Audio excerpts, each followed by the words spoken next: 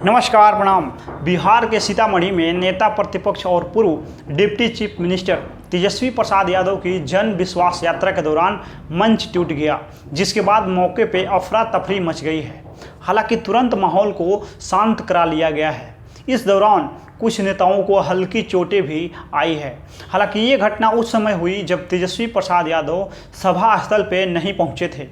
ऐसे में एक बड़ा हादसा टल गया। बता दें कि जन विश्वास यात्रा के तहत पूर्व deputy chief minister Tejashwi Prasad Yadav की सीतामढ़ी डुमरा हवाई फील्ड में रैली थी। वह सभा को संबोधित करने आ रहे थे। उससे पहले ही मंच टूट गया। जिस समय मंच टूटा, वहां रीगा के पूर्व कांग्रेस विधायक अमित कुमार टुन्ना लोगों को संबोधित कर रहे थे। इसी बीच मंच पे अधिक भीड़ होने की वजह से मंच टूट गया। इस दौरान वहां कुर्सी के लेकर बैठे नेता भी धड़ाम से जमीन पर गिर पड़े। गनीमत रही कि पूर्व deputy chief minister Tejashwi Prasad Yadav उसके 10 मिनट बाद पहुंचे। मंच टूटने के कारण तेजस्वी यादव जिस बस से आए थे उसी की छत से उन्होंने कार्यकर्ताओं और पहुंची भीड़ को संबोधित किया है। जन विश्वास यात्रा के तहत सड़क मार्ग से मुजफ्फरपुर में सभा को संबोधित करने के बाद तेजस्वी प्रसाद यादव सीतामढ़ी में आने वाले थे और उससे पहले ही यह हादसा हो गया। मुजफ्फरपुर में सभा को संबोधित करते हुए विरोधियों को निशाने पर लिया है। उन्होंने अपनी पार्टी के नए समीकरण यानी माई बाप की भी परिभाषा समझाई है। उन्होंने कहा है कि नीतीश कुमार कभी भी पलटी मार सकते हैं। इसकी गारंटी पीएम मोदी भी नहीं ले सकते हैं। राजद पार्टी को लेकर तेजस्वी प्रसाद यादव ने कहा कि लोग राजद को सिर्फ एमवाई की पार्टी कहते हैं, जबकि राजद बाप की पार्टी है, जिसका मतलब है बी से बहुजन, ए से अगड़ा, ए से आधी आबादी और पी का मतलब है पुअर। तेजस्वी प्रसाद यादव कई बार नीतीश कुमार को अपना राजनीतिक गुरु बता चुके हैं। कई मामलों में वह उनको फॉलो भी करते हैं। इस बार चर्चा उनकी जन विश्वास यात्रा की हो रही है।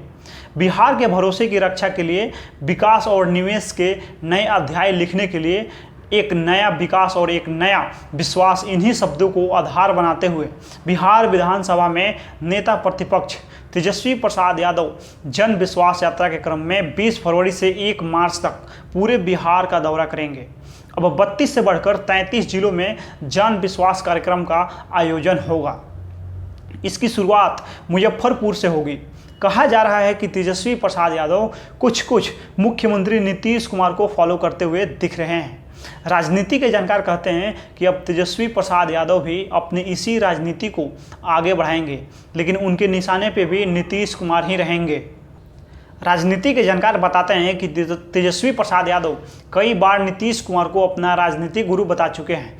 कई मामलों में वह उनको फॉलो भी करते हैं। इस बार की चर्चा उनकी जन विश्वास यात्रा की हो रही है। नीतीश कुमार अपने सियासी करियर में 14 यात्रा निकाल चुके हैं। जानकार बताते हैं कि तेजस्वी ने यात्रा की राजनीति भी नीतीश कुमार से सीखी है। दरअसल तेजस्वी प्रसाद यादव अपनी इस यात्रा के कार्यक्रम में सरकार से अलग होने के बाद नीतीश सरकार के खिलाफ मोर्चा कम खोलेंगे, बल्कि अपनी सरकार के 17 महीनों की उपलब्धियों के बारे में अधिक बताएंगे। तेजस्वी यादव ने अपनी यात्रा शुरू करने से एक दिन पहले 19 फरवरी को फेसबुक चौपाल नाम से अपना एक कार्यक्रम में अपना संबोधन दिया। तेजस्वी प्रसाद यादव ने कहा कि 17 महीने की सरकार में हम अपनी क्षमता का 10% ही काम किया। मुख्यमंत्री नीतीश कुमार के पास कामकाज का कोई भी विजन नहीं है और वे पुराने ख्याल के हो गए हैं। उनसे बिहार चलने वाला नहीं है, इसलिए उन्हें पद पर रहने का कोई भी अधिकार नहीं है। उन्हें मुख्यमंत्री पद छोड़ देना चाहिए।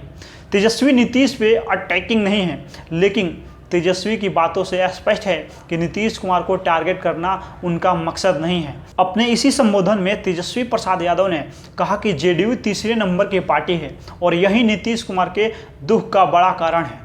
नीतीश कुमार विधानसभा को भंग करना चाहते थे ताकि लोकसभा और विधानसभा का चुनाव एक साथ करवाकर अपनी पार्टी के विधायकों की संख्या बढ़ाना चाहते थे, लेकिन बिहार की जनता उनको जान चुकी है। तेजस्वी प्रसाद यादव ने कहा कि मुझे पद का कोई लालच नहीं है, युवाओं को नौकरी दिलाने की लड़ाई लड़ता रहूँगा। आप सभी जन विश्वास यात्रा के साथ आइए। हमें छल प्रपंच करके सत्ता से बाहर किया गया। 10 वर्षों में नीतीश कुमार ने इतनी बार सत्ता बदली है, जिससे बिहार में स्थिरता ही नहीं रह गई है। विकास के लिए स्थिरता जरूरी है। तेजस्वी प्रसाद यादव ने आगे कहा कि बिहार लोकतंत्र की जननी है, लेकिन उनके बार बार पाला बदलने से लोकतंत्र शर्मसार हुआ है। वे 17 वर्षों में जो काम वह नहीं कर पाए वह हम 17 महीने में कर दिखाया। मैंने ही बिहार में 10 लाख लोगों को सरकारी नौकरी देने की बात की थी। 2020 में हमने इसका प्रण लिया था। तब नीतीश कुमार ने कहा था कि वेतन कहाँ से आएगा, आसमान से आएगा, लेकिन उसी मुख्यमंत्री से हम लोगों ने नियुक्ति पत्र बंटवाया। 5 लाख के आसपास बहाली निकाली गई थी।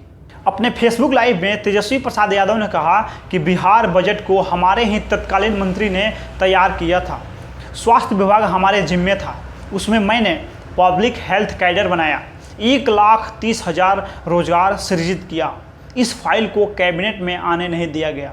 मेरा कहना है कि नौकरी देने का सिलसिला हम लोगों ने शुरू किया था, वह जारी रहना चाहिए। तेजस्वी साहब बता रहे हैं कि वह अपने चाचा नीतीश कुमार को चुका हुआ तीर बताने में लगे हैं और बिहार में युवाओं को उनकी चिंता है। वहीं आने वाले समय में बिहार के भविष्य हैं। बता दें कि अभी तक नीतीश कुमार न्याय यात्रा 2005 में, विकास यात्रा जनवरी 2009 में, धन्यवाद यात्रा जून 2009 में, प्रवास यात्रा दिसंबर 2009 में, विश्वास यात्रा अप्रैल 2010 में, सेवा यात्रा नवंबर 2011 में, अधिकार यात्रा सितंबर 2012 में, संकल्प यात्रा 2014 में, संपर्क यात्रा 2014 में, निश्चय यात्रा 2016 में, समीक्षा यात्रा 2017 में, जल जीवन हरियाली यात्रा 2019 में, समाज सुधार यात्रा 2021 में, समाधान यात्रा 2023 में जैसी कई यात्रा निकाल चुके हैं। इस दौरान उनका फोकस केवल अपनी सरकार की उपलब्धियों के जरिए जन संवाद स्थापित करना रहा है। तेजस्वी यादव जन विश्वास यात्रा पर निकले हैं ताकि पूरे बिहार में घूम घूम कर लोगों से अपनी बात कह सके। राष्ट्रीय जनता दल ने तेजस्वी प्रसाद यादव के ताज़ा अभियान को जन विश्वास यात्रा नाम दिया गया है। हाल ही में तेजस्वी यादव भारत जोड़ो न्याय यात्रा के बिहार पहुंचने पे राहुल गांधी के साथ दिखे गए थे। बिहार में प्रशांत किशोर पहले से ही जन सूरज यात्रा कर रहे हैं। सभी यात्राओं का अपना अपना मकसद है। तेजस्वी प्रसाद यादव की जन विश्वास यात्रा का भी प्रशांत किशोर बिहार में जन स्वराज लाना चाहते हैं। राहुल गांधी देश भर के लोगों को 5 न्याय दिलाना चाहते हैं और तेजस्वी प्रसाद यादव कई तरह के दबाव से भी गुजर रहे हैं। सिर पर लोकसभा चुनाव 2024 आ खड़ा हुआ है। कभी भी चुनाव की तारीखों की घोषणा हो सकती है, आचार संहिता लागू हो सकती है, फिर तो सारा ही खर्च चुनाव खर्च में ही जोड़ दिया जाएगा। बाकी इस वीडियो में आप लोग अपना प्रतिक्रिया दे दीजिए। हम मिलते हैं अगला वीडियो में, तब तक के लिए धन्यवाद।